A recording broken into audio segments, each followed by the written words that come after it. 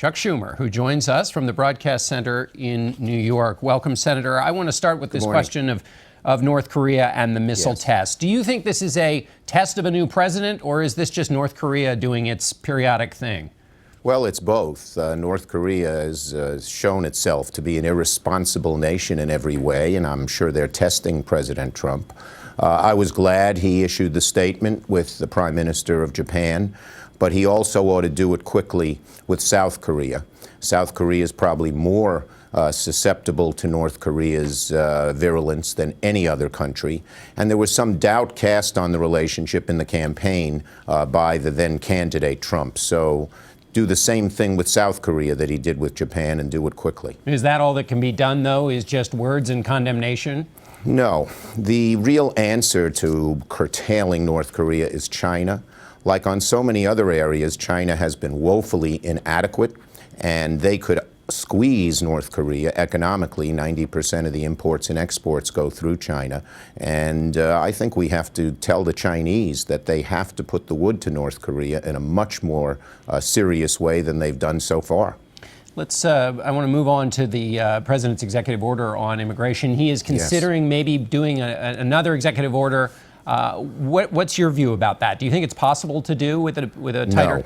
I think he ought to throw it in the trash. I think this executive order is so bad and so poisoned, and its genesis is so bad and terrible, that he ought to just throw it in the trash can, and for two reasons. First reason, it doesn't really make us safer. It doesn't focus on the areas where we really need to tighten up. They are, number one, on lone wolves. The last two major terrorist incidents in America didn't occur through immigrants. They were Americans importuned by the evil ISIS. And no less an authority than John McCain, Republican, has said that this order actually encourages lone wolves. And the second is something called the Visa Waiver Program. It's very easy to come to America from countries that we have always regarded as friendly. There are, I think, 27 of them. But these days, there are would-be terrorists who have infiltrated places like Belgium and France, and they can come into this country much more easily than someone who's a refugee from the 7 countries the president mentioned. That needs real tightening up. The second reason this order is so bad, John, is it's just un-American and unconstitutional. A religious ban just goes against the American grain. We believe in immigrants in this country, and we don't believe in a religious test. And finally, it hurts us economically. When immigrants don't come to this country, it hurts our job creation, our job growth.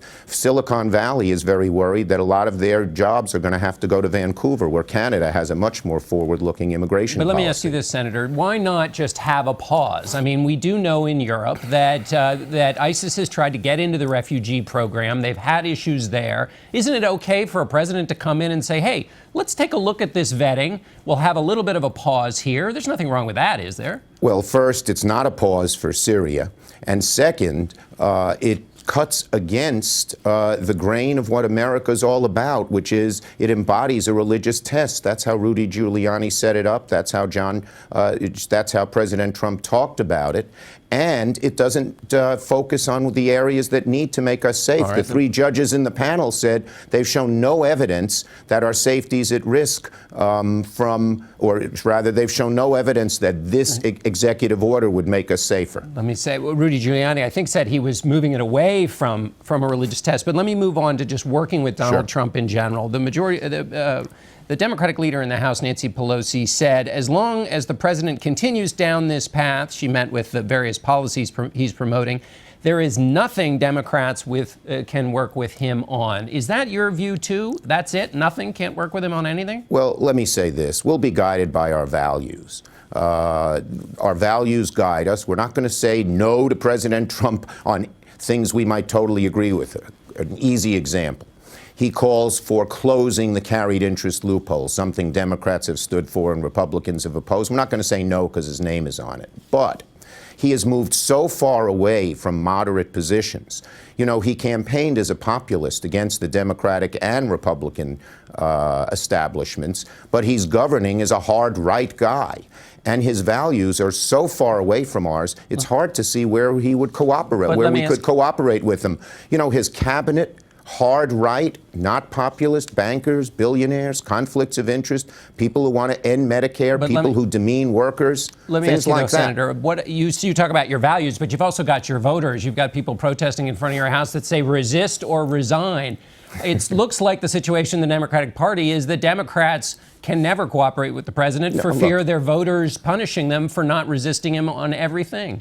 Well, let me say this. First, I think the fact that there are protests is a great thing. I've never seen such energy in the streets since the Vietnam War, and people are truly worried about President Trump. I spent 4 hours at the Women's March in New York. About 20% of the people there I queried hadn't voted. So this new energy is a great thing. Are there going to be brickbats occasionally? Sure.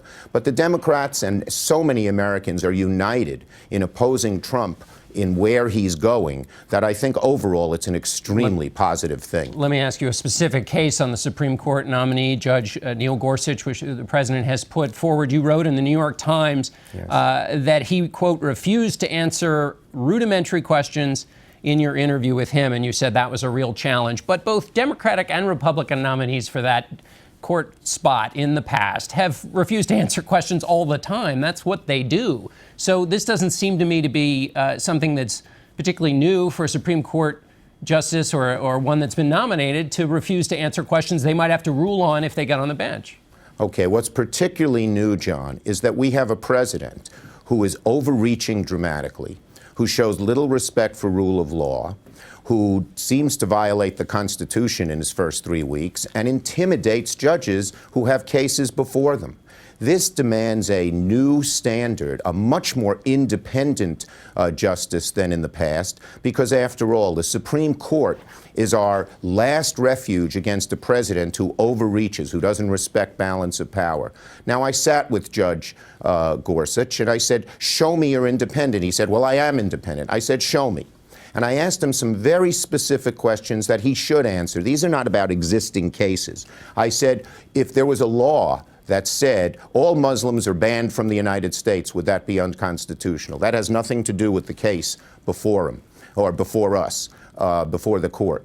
He wouldn't answer. I asked him, what's his opinion of Citizens United, an awful case, or the Shelby case, which undid voting rights? He wouldn't answer. I asked him, what's his view of some conservative legal scholars who have said President Trump should not attack? Let me ask you quickly, Senator. So he wouldn't answer anything. I just want to say one more thing.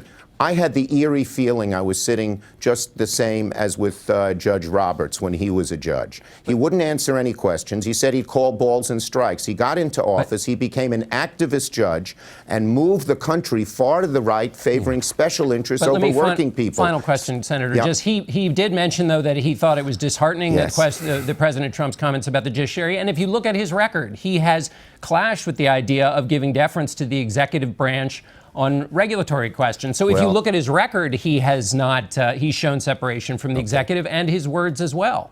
Well, I asked him, would he publicly condemn what President Trump did with the existing judge, which any judge worth his salt should do. He refused. He said to me, I'm disheartened. Now, his handlers were sitting there and they whispered, you can make that public. So this was not, you can't behind closed doors, you can't behind closed doors whisper to a senator and then not say anything. And then when President Trump attacked and said he didn't mean me, they all said, yeah, he didn't mean President Trump. That was a further indication of his lack of independence. All right, Senator, we're going to have to leave it there. Sure.